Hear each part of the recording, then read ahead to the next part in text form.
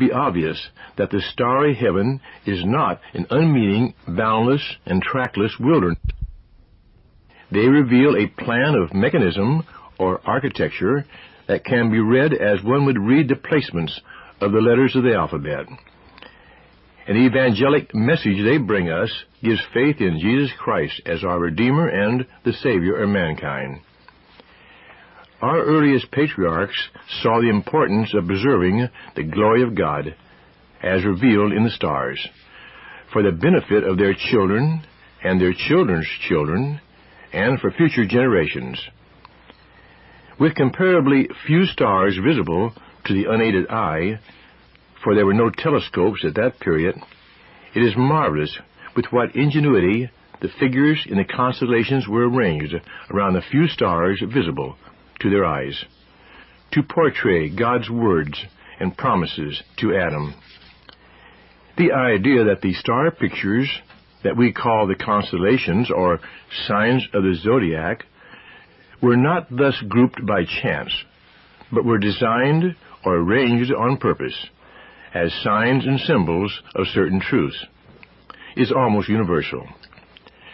And although from very early times the signs or pictures in the stars have been related to a mythological system of fortune-telling, this series of studies of the zodiac has shown that the constellations, when properly revealed, are in perfect harmony with the Scriptures, as they relate to Jesus Christ, from His birth, through His redemptive sacrifice on the cross, to the benefits He brought to His redeemed.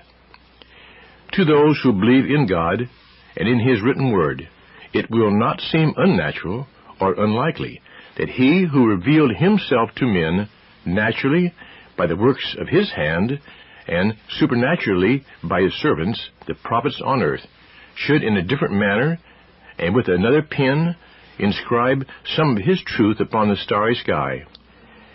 He created the stars and placed them in their respective positions.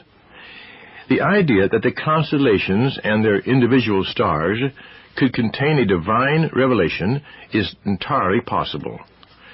And as we have found in our previous studies, they obviously do. Even those who do not believe in a supernaturally inspired revelation cannot fail to note the remarkable correspondence between the Scriptures and the writings in the sky. The extraordinary unity of plan, the countless analogies, all together with the marvelous agreement of the pictures in the sky with the Scriptures, not only suggest one authorship for both, but make the constellations a very valuable, independent witness of the glory of God through Jesus Christ. We have now come to the final two major constellations, Cancer the crab and Leo the lion. Together with their minor constellations, they tell the story of the redeemed and the Messiah's consummated triumph. Cancer the crab. This constellation is one of the faintest in the sky.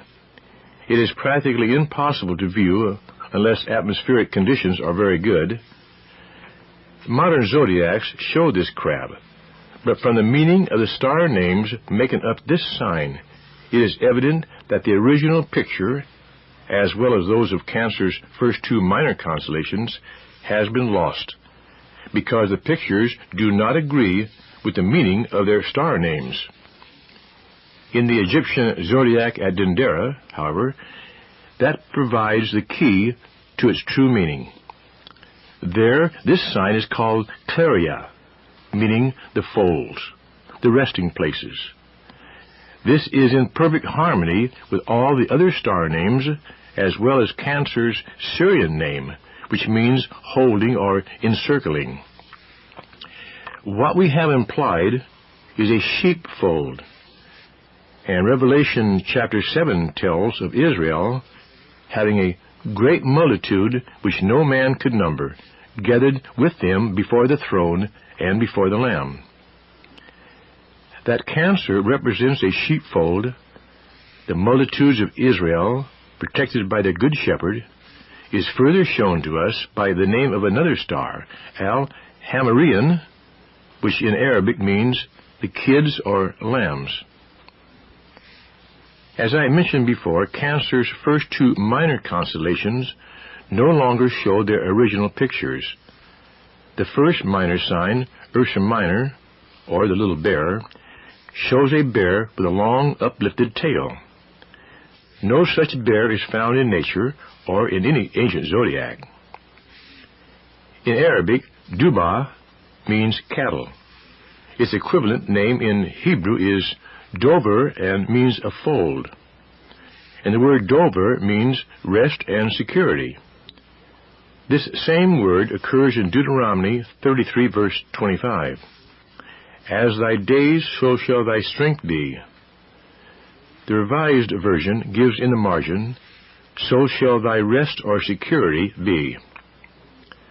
Other star names found in Ursa Minor have meanings. The redeemed assembly, the calves, or young, as in Deuteronomy 22, verse 6, and the stronghold of the saved. Ursa Minor, which corresponds to the lesser sheepfold, could well represent the smaller company called the little flock that Christ mysteriously transfers as the church of the firstborn to heaven prior to his return to become his body. Ursa Major is the second minor constellation of Cancer. This constellation is one of the best known of all the heavenly constellations because its 7 major stars, so well matched in brightness and so conspicuous as a group, are very well known as the Big Dipper. The handle of the Dipper, 3 stars, is in the tail of the bear's body. The other 4 stars, forming a bowl, lie in the hind part of the body. As in the case of Ursa Minor, we find no evidence of a bear in the meaning of the star names making up this constellation. And again, we are dependent upon the ancient star names for the true meaning of this sign. The brightest star in the back is called Dubhe, meaning a herd of animals or a flock. The next important star in the center of the body is named Mirach, which means in Hebrew the flock, and in Arabic purchased. Other names mean the redeemed, company of travelers, and the sheepfold, set or appointed.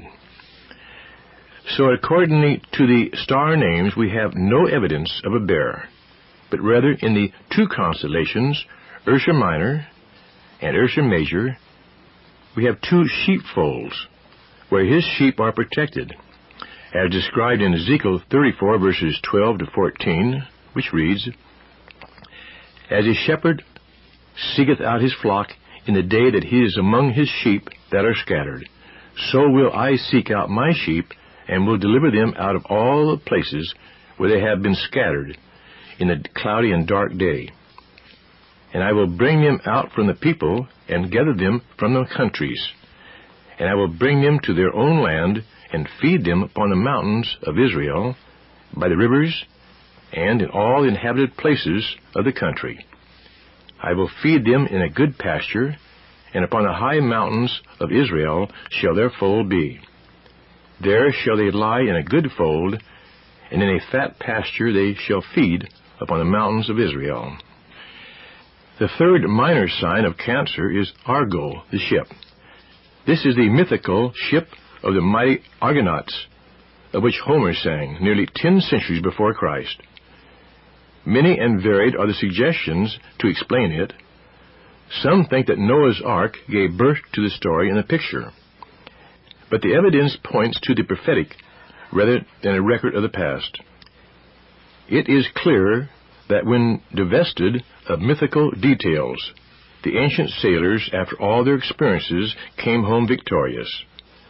The golden fleece for which they went in search tells of a treasure that had been lost.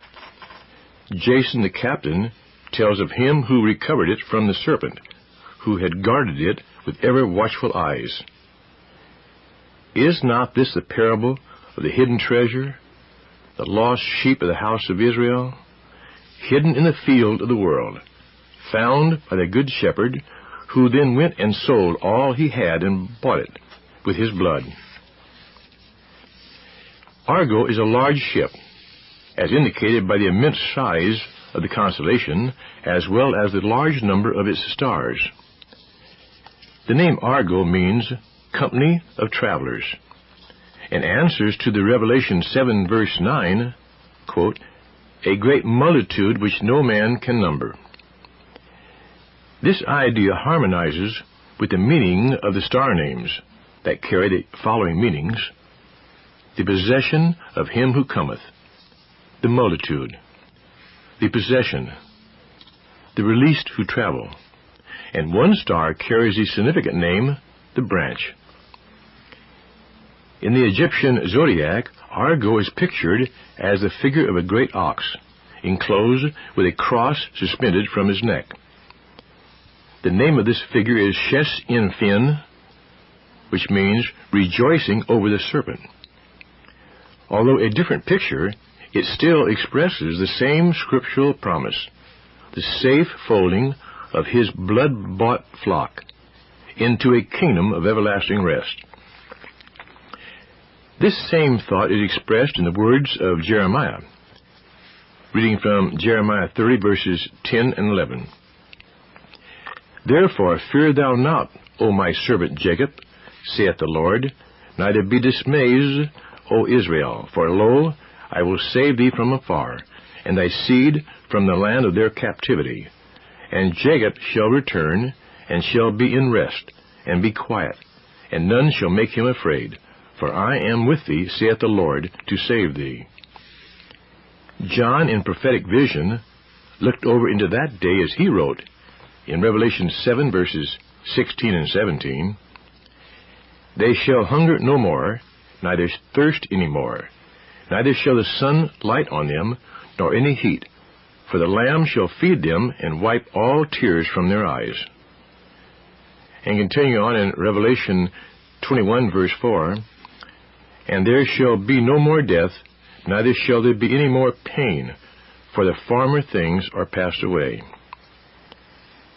These are promises that glowed in the hearts of the primeval patriarchs, who saw them afar off, and were persuaded of them, and embraced them.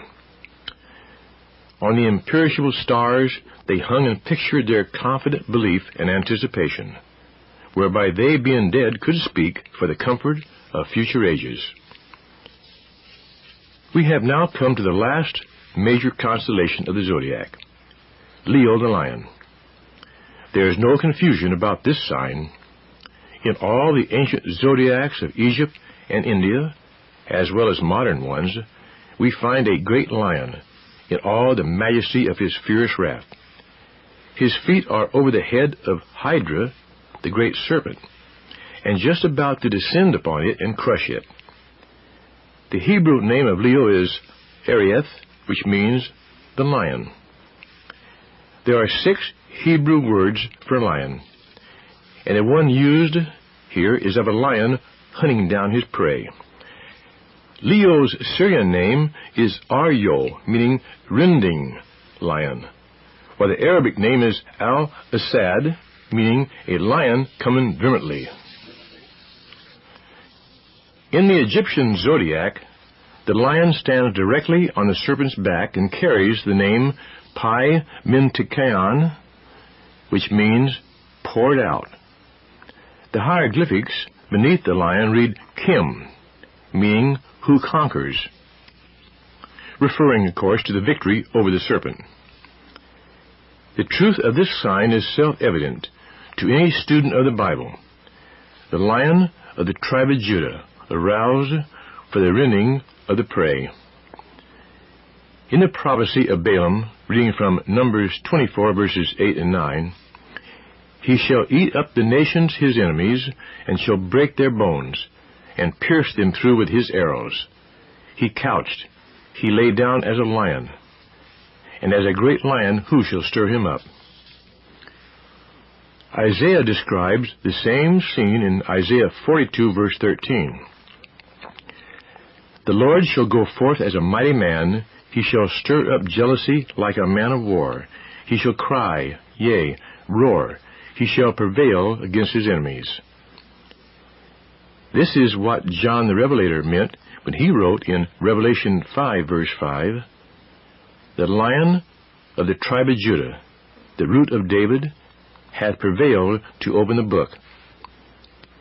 And continuing in verse 12, "Worthy is the Lamb that was slain to receive power, and riches, and wisdom, and strength, and honor, and glory, and blessing." All the stars in Leo magnify and exalt him as a coming conqueror and judge. The brightest star on the ecliptic is called Regulus, meaning treading underfoot. The next star in the tip of the tail is named Dinabola, meaning the judge who cometh. The other star names mean the judge cometh, who seizes, the punishing or tearing of the lion, and the enemy put down. As nearly and fully as names can express it, we have the same things in the zodiacal Leo that we find described to the Lion of the tribe of Judah in the Apocalypse.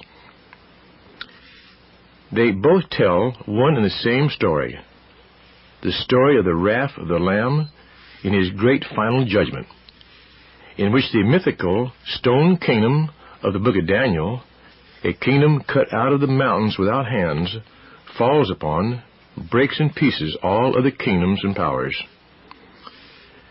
Zephaniah 3 verse 8 also prophesies of that day.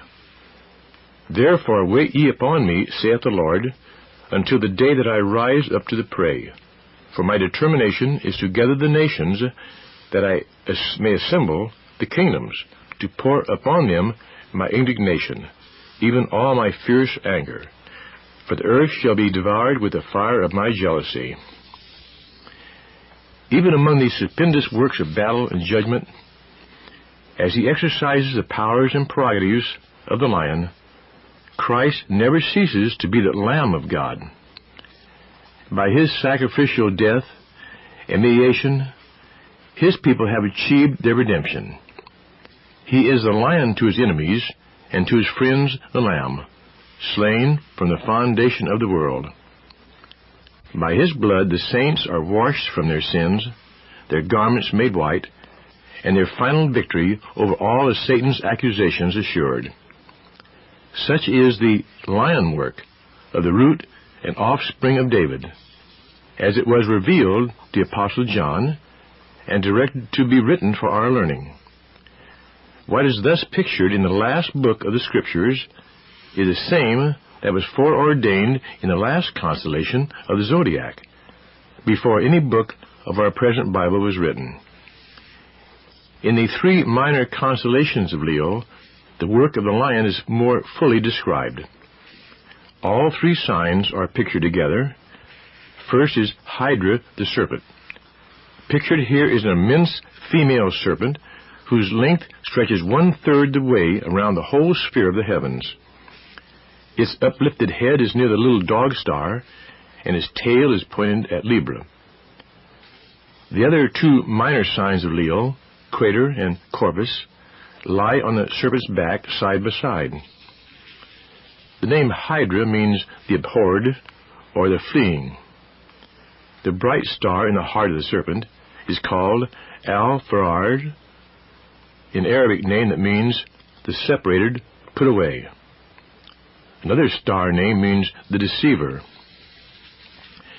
The Bible states that Satan, once a good angel and chief among angels, kept not his first estate, but abused his free will to sin and rebel. He seduced our first parents into transgression, not as a literal serpent, but as a visible, treacherous, evil spirit who reappears again and again as he possesses men's souls and actions in the history and prophecies of the Scripture. The great mission of the promised seed of the woman was to bruise effectively the serpent's head. The two remaining minor constellations of Leo picture the fate of the great deceiver and all who are ensnared into the serpent's program to destroy God's people and hinder the establishment of his kingdom on earth. Crater the cup, the second minor sign, pictures a cup broad and deep and full to the brim. It is placed directly over the head of Hydra, the serpent. The two stars that determine the bottom of the cup form a part of the body of the serpent, indicating it is inseparable from the monster. This is no fabled wine cup of Bacchus of Greek and Roman mythology, but it is the cup of his indignation, as stated in Revelation 14, verse 10, and the cup of the wine of the fierceness of his wrath, as stated by Revelation 16, verse 19. Psalms 11, verse 6 says, "Upon the wicked he shall rain snares, fire and brimstone, and a horrible tempest. This shall be the portion of their cup." Psalms 75, verse 8 states, "For in the hand of the Lord there is a cup, and the wine is red, it is full of mixture, and he poureth out the same, but the dregs thereof, all the wicked of the earth shall wring them out and drink them." This cup of divine indignation is the portion of the worshippers of the son of perdition, which is poured out without adulteration or dilution. Dreadful beyond understanding is a picture John the Revelator gives of this cup of unmingling and eternal wrath, but no more dreadful than the picture of it which the primeval prophets have thus inscribed upon the stars. Our final picture is of a raven, the bird of prey. Known as Corvus the raven, it is seen grasping the body of Hydra the serpent with his feet and tearing the serpent's body with his beak. The Egyptians called this sign Hurnah, meaning the enemy broken. Every star name in this sign portends judgment and destruction, the curse inflicted, the raven tearing to pieces, and so forth. The Scriptures often associate birds of prey with judgments and punishment. Reading from Proverbs 3, verse 17, "The eye that mocketh at his father, and despiseth to obey his mother, the ravens of the valley shall pick it out, and the young eagles shall eat it." When David, the first great impersonation of Judah's lion, met the terrible Goliath, he cursed him in the name of the Lord, God of Israel, and said, reading from 1 Samuel 17, verse 46, "I will smite thee, and take thine head from thee, and I will give the carcasses of the host of the Philistines this day unto the fowls of the air, and to the wild beasts of the earth." In Revelation 19, verse 17 and 18, the birds are summoned together for the task of clearing away the carnage in the final scene of slaughter that accompanies the coming of him who is King of kings and Lord of lords. When the serpent falls, the circle of time is complete, and it is the day that John the Revelator wrote. Reading from Revelation 21, verse 3, "Behold, the tabernacle of God is with men, and he will dwell with them, and they shall be his people, and God himself shall be with them, and be their God."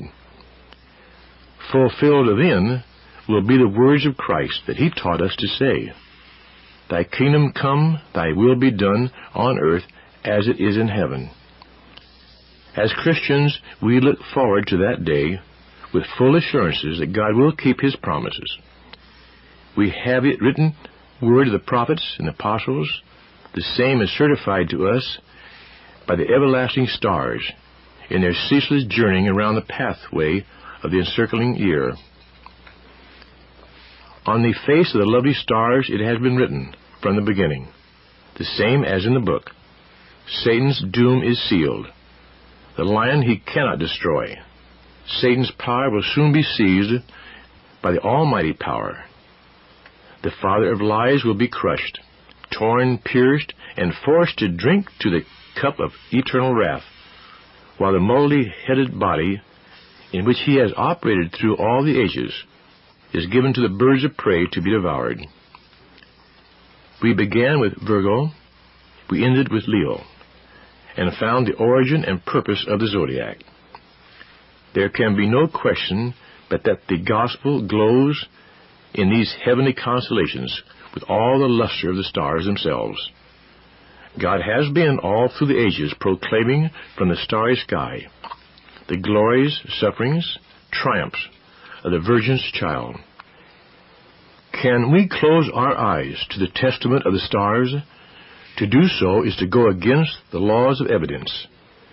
Can there be any doubt that the zodiac is a primeval fountain of divine truth? If there is, it is against the principles of logic. The zodiac is primeval Bible astrology, which is symbology of astronomy, the earliest revelation to mankind from his Creator. Satan perverted God's astrology, substituting in its place a mythological system designed to control the entire world through fortune-telling, sorcery, and witchcraft. Horoscopic astrology speaks of mysterious influences which emanate from the so-called houses of the heavens, which relate to the signs of the zodiac. Biblical astrology, on the other hand, had nothing at all to say about forces influencing one's destiny. It is simply telling the gospel of Jesus Christ through the names which God gave the stars. Biblical astrology proclaims the story of the one whose self-given name is the light of the world, who dwelt in the midst of the 12 tribes of Israel, that they might behold his glory. It is evident that after the original meaning of the constellations became lost, nations invented stories from their imaginations. The Greek mythology is an erroneous interpretation of the stars and signs after their true meaning had been forgotten. The heathen in their blindness could not understand the celestial story and did not know what to make of the foreshowing, but in the light of God's fuller revelation found in the Scriptures, we read the origin and meaning of it all. Agnostics have long offered virgin-born saviors, messiahs, or sons of God preceding the Christian era as criticism of the orthodox Christian position. Such claims are no longer valid in the light of celestial revelation. All world religions do show a common origin by similarities, but it only proves that in the beginning all mankind was given God's plan for humanity.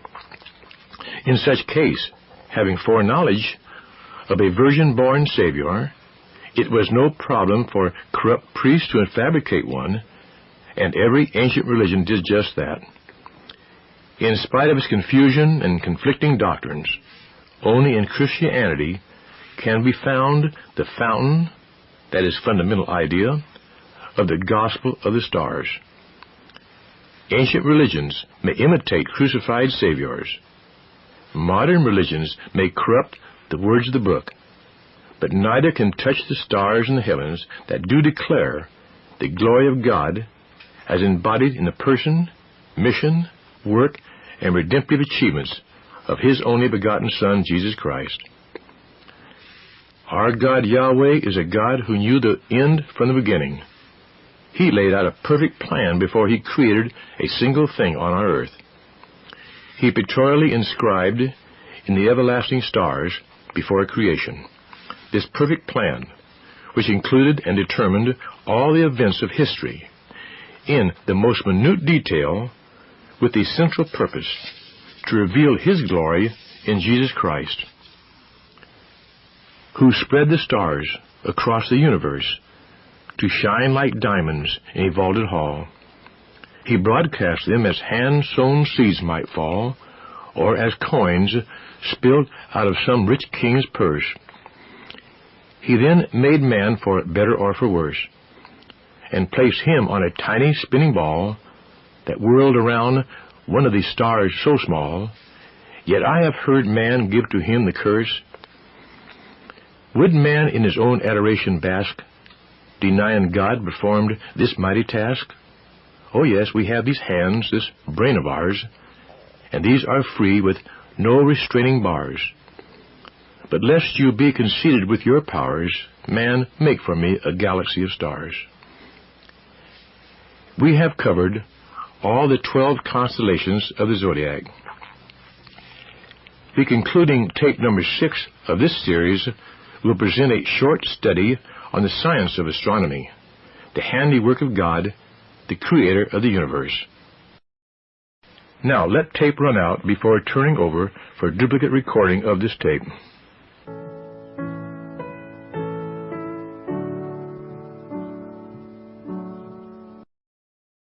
There is no branch of science that confirms faith in God more than does astronomy. By searching the heavens, we do not find God, but we are able to see the glory of His creation and fathom some of the bewildering complexity of structure and motion of the starry systems which obey divine law.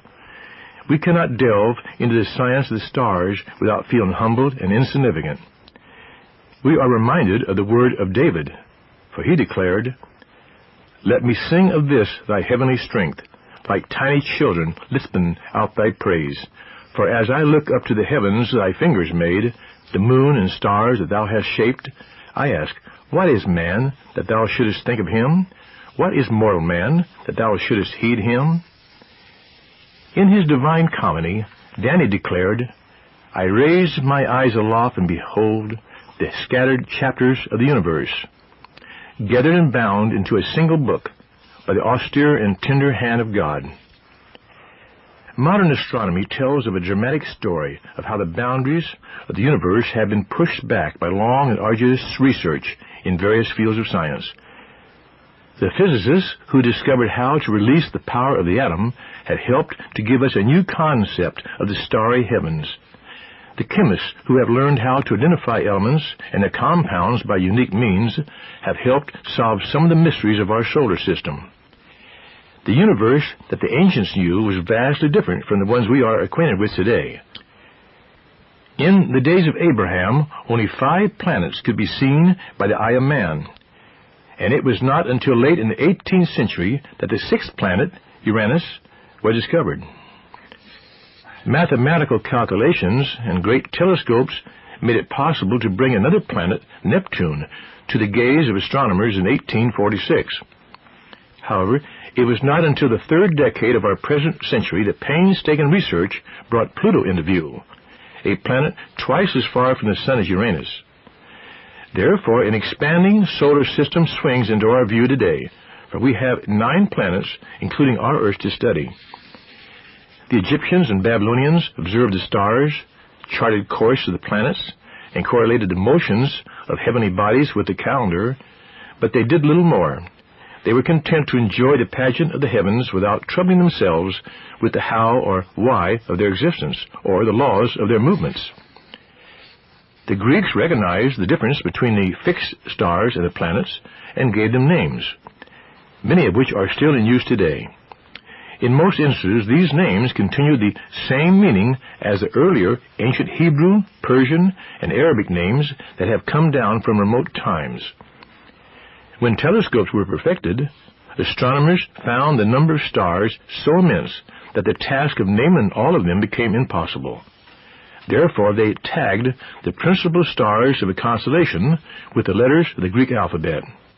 Alpha, the brightest; Beta, the second brightest, and so on.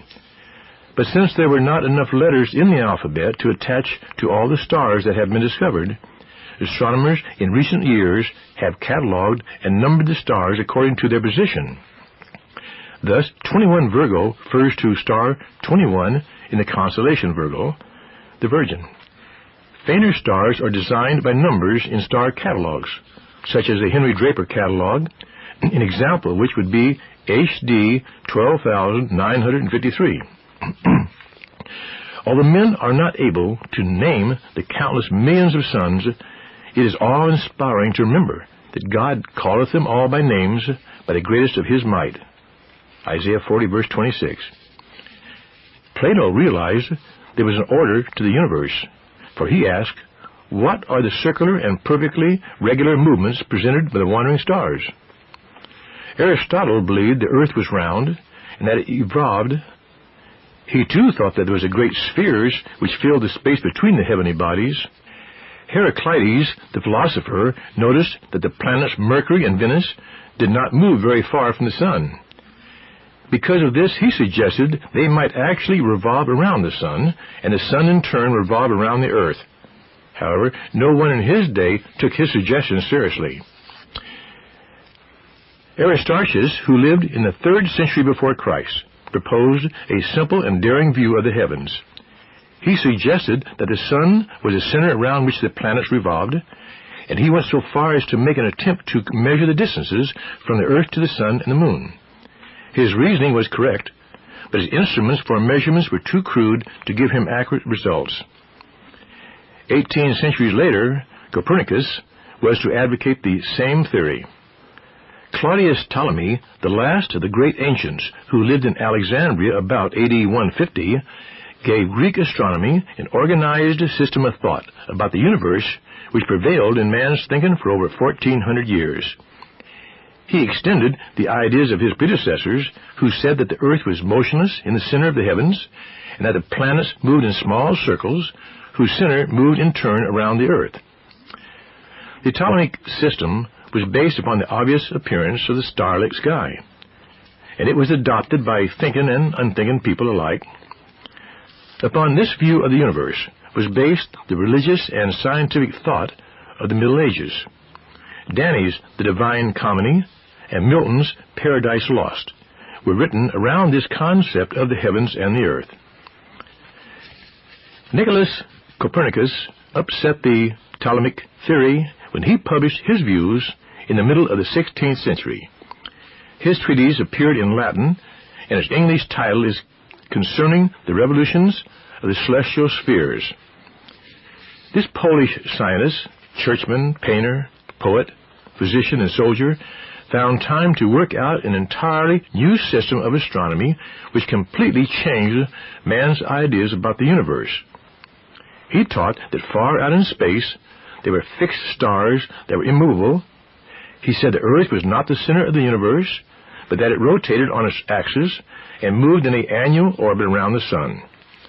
The other planets, according to Copernicus, also moved around the sun, and the various phenomena of the heavens could be explained in harmony with these assumptions. Thus our world, formerly thought to be stationary, was sent spinning through the heavens, and new vistas of the universe were opened to the mind of man. But Copernicus did not live to see his view accepted, for his manuscript of his book was not sent to the printer until the author was almost 70 years of age. Before the printing was completed, the scientist became seriously ill and died. When other scientists read the book by Copernicus, they immediately raised a number of objections to his theory. Some of the doubters said that Venus should show phases similar to those of the moon if the planets actually revolved around the sun. Copernicus was aware of this problem, and he said God was good and someday he would show the phases of Venus to someone. His prophecy came true, for in succeeding centuries the phases of Venus have been carefully observed many times through telescopes. Galileo and his successors proved the truth of the Copernican view by scanning the night sky with telescopes. With his optic tube, as he called it, Galileo in 1610 saw 4 moons revolving around Jupiter, the first objects in the solar system to be discovered by man beyond what his eyes alone had seen. Since Galileo's time, our knowledge of the universe has continued to increase until today man attempts to fathom the immensity of space and to comprehend the most infinite number of blazing suns, the nebulae, and the galaxies that move through the universe. If you have trouble visualizing the solar system of which our Earth is a member, consider for a moment a scale devised by Dr. Fletcher Watson, by which we can compare the size and distance of the sun and the planets. If we take an orange to represent our sun, the Earth would be a tiny pinhead 27 feet from the orange. Between the Earth and the sun is a shining grain of sand, Mercury, and Venus, another tiny pinhead. Look out 14 feet beyond our speck of Earth, and we find another grain of sand, Mars. Now we shall have to begin walking to reach the outer planets of our solar system. From the orange to Jupiter, which is represented by a small marble, will be 140 feet. Saturn, the size of a pea, is 120 feet beyond Jupiter. Uranus, no larger than a small pill, lies 510 feet from the orange, a good long city block. Neptune is another small pill, 800 feet from the orange, while Pluto, the latest discovered planet of our solar system, must be represented by another pinhead, 1,100 feet from the orange, over 2 city blocks in distance. But we are only on the threshold of the universe when we have traveled to the farthest corner of our solar system. Our solar system is in the Milky Way, the common term for the galaxy, which in Greek means milky. Almost all the stars we see with the naked eye, as well as millions of others too far away or too faint to be observed except through a telescope, are a part of our galaxy. Our sun, whizzing through space at approximately 12 miles per second, sinks into insignificance when we find that there are from 1 to 200 billion suns in our Milky Way system. Our system is a great swarm of stars isolated in space, said Dr. Edwin Hubble of Mount Wilson Observatory. He continues, it drifts through the universe as a swarm of bees drifts through the summer air. End of quote. The entire galaxy, or Milky Way, of which our solar system is a particle, is rotating at a high speed around a center in the heavens. It requires 200 million years for this galactic system to rotate once, and in it move giant suns, some gathered in groups called globular clusters, some traveling in 2s and 3s, and some speeding alone on their appointed course. In this system are bright and dark nebulae, believed to be mammoth clouds or particles of cosmic dust. The stars of our galaxy vary greatly in size, density, and brightness. They do not all give off a steady, constant light. Some of the stars flare up and fade in brightness from hour to hour, while others take months to go through their period of variation. One group of stars, known as white dwarfs, have amazing characteristics that are almost unbelievable. An example is Sirius B, through only 26,000 miles in diameter, a little more than 3 times the diameter of the Earth. It has a mass 250,000 times that of our planet. In other words, a tablespoon of the material of this star weighs a ton, and a piece no larger than a grain of sand weighs over a pound. The force of gravity exerted by this star, said Dr. E.C. Pickering of Harvard College Observatory, would cause the average man to weigh 2,600 pounds if he were upon its surface, and would flatten him out so thoroughly that he would have to be picked up with a razor blade, if you could lift the razor blade. Now consider the speed at which these billions of suns and their planets are moving, at rates that seem almost unbelievable. We know our sun is traveling at the rate of 12 miles per second, which is about 540 billion miles a year, but this is a relatively slow motion on the celestial highways. The 20 stars nearest the Earth have an average transverse motion of 31 miles per second, while Arcturus is traveling 85 miles per second. Twin stars in the constellation of the Swan race around each other at the incredible rate of 1,500,000 miles per hour, or 25,000 miles per minute.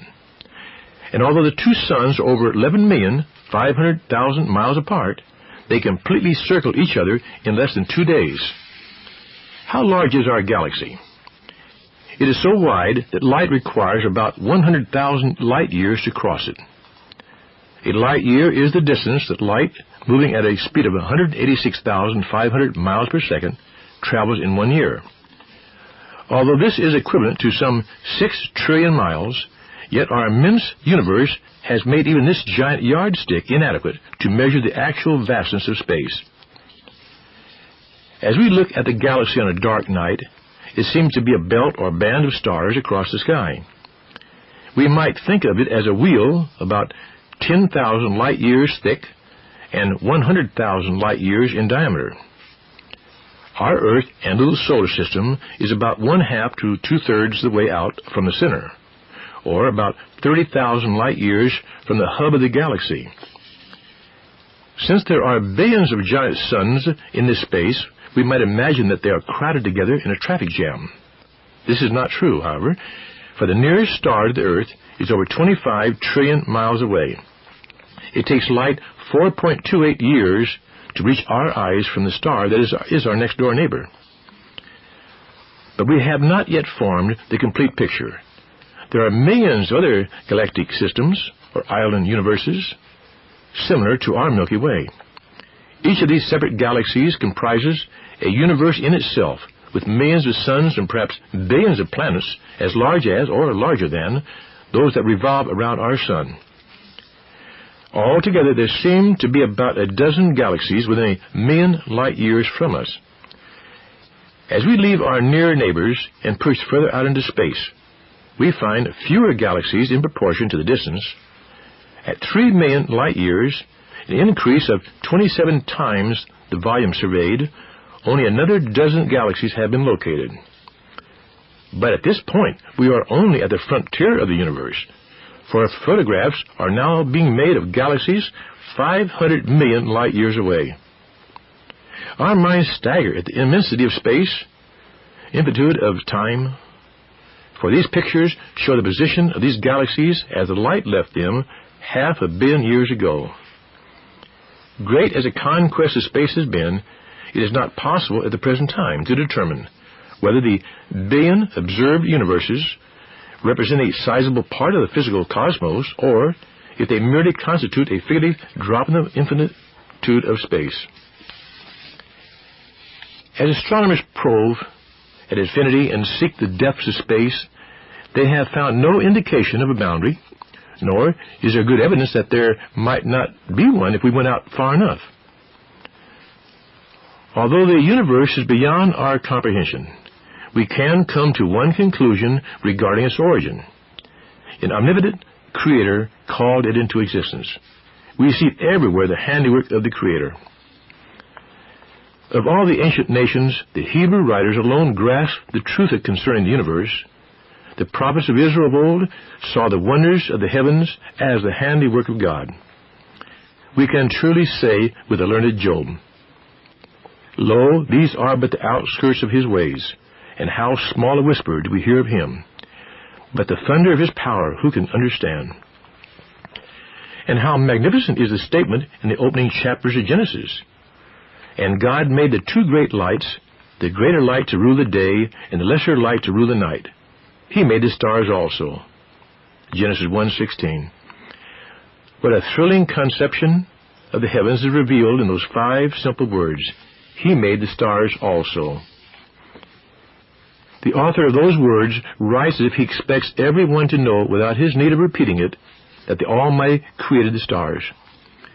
He seemed to add this clause as an afterthought, a fact so universally known that it scarcely needed to be stated. And yet there are many in this century of enlightenment who refuse to see the splendor of the heavens, the power and the order of God who created the universe, and who upholds it with his power. Why can they not believe? As did John Dryden when he wrote, "This is a piece too fair to be the child of chance and not of care. No atoms causally together hurled could e'er produce so beautiful a world." No, our world is not merely a little gob of earth, with its splash of ocean, wisp of atmosphere, and smear of biology. No, it is a planet in the solar system, and our sun and its attending planets are a part of a great galaxy, and the galaxy is a part of the infinite universe, created and upheld by the Eternal One. Ralph Waldo Emerson once wrote, "If the stars should appear one night in 1,000 years, how would men believe and adore, and preserve for many generations the remembrance of the city of God which had been shown? But every night come out these envoys of beauty, and light the universe with their admonishing smile." How true is that statement? Because we see them often, these miraculous lamps in the sky, they have become commonplace to us. We rush headlong in the rut of everyday existence, failing to lift our eyes to the pageant of the stars, the eternal jewels of night.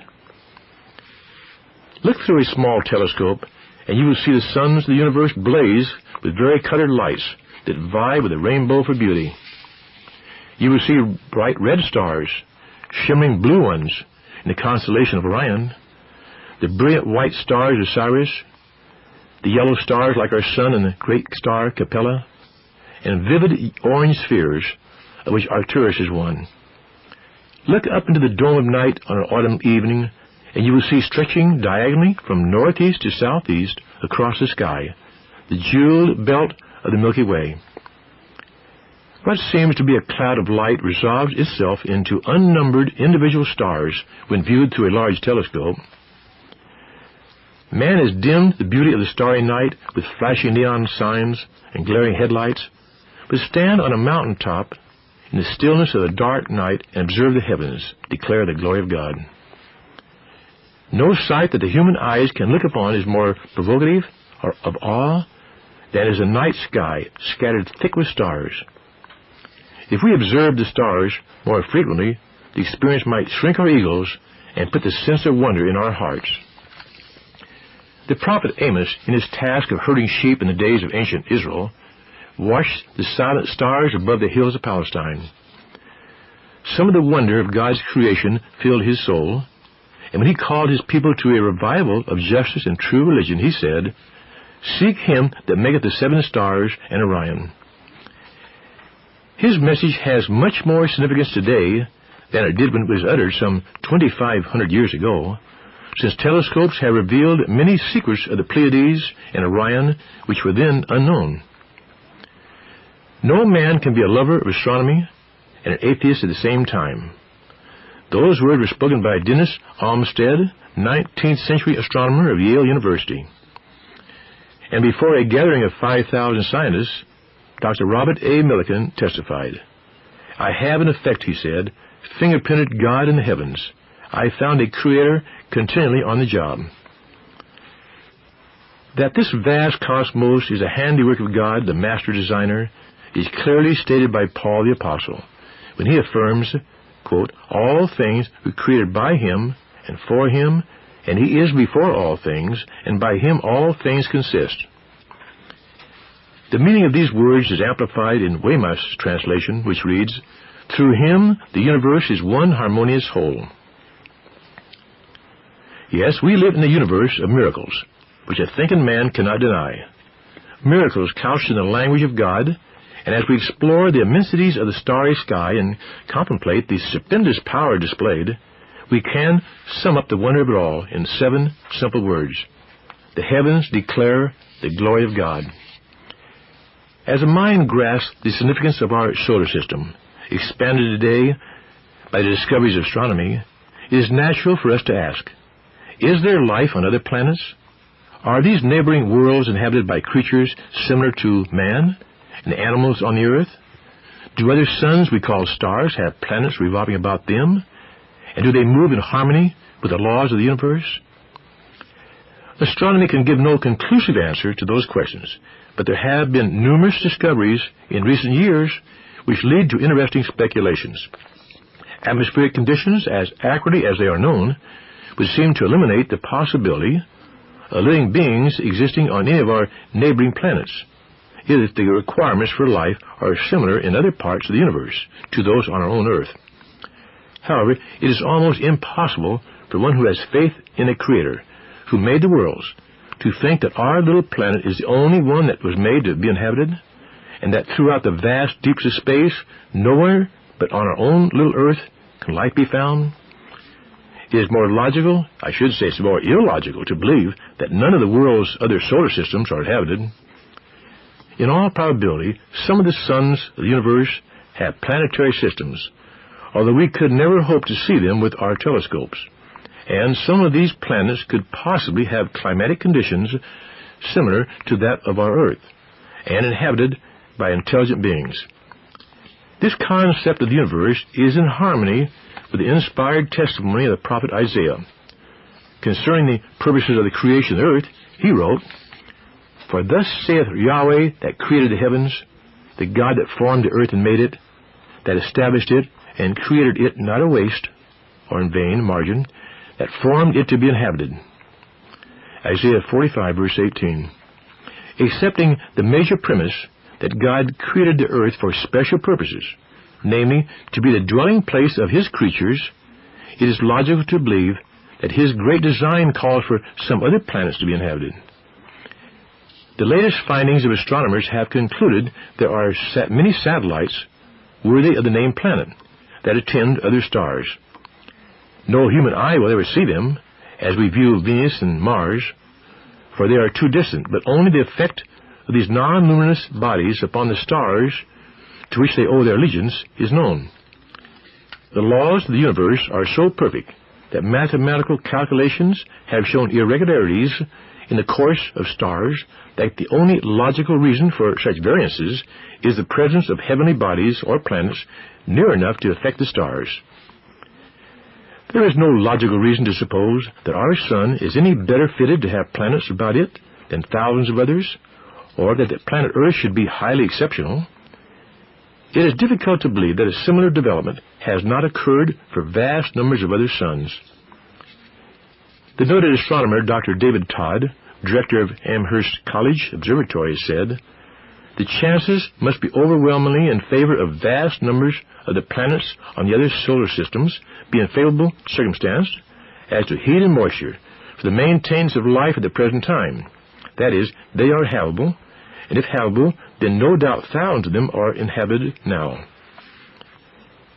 As the immensity of the universe unfolds, we can better understand why the Old Testament writers should be inspired to say of the Creator, "Is He that sitteth upon the circle of the earth, and the inhabitants thereon are as grasshoppers."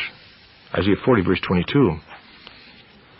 As we observe the thousands of suns through powerful telescopes and recognize the grandeur and beauty of God's symphony of stars, we wonder, why should the Creator of the universe care for such creatures as man on one of the tiniest planets in the solar system that is dwarfed by star clusters and galaxies? Why should the Creator of the universe care for man who has turned his back upon Him and disobeys His commandments? We say with David, "What is man that thou shouldest heed him?" The answer is the mystery of divine love. We have a Creator who not only made millions of suns, but He loves man that He created in His image.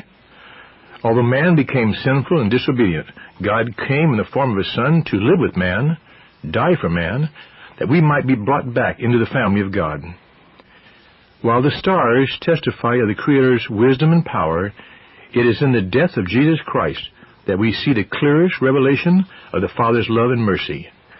It was on the cross of Golgotha that God's love focused in its greatest intensity as He redeemed His people from the penalty that doomed them.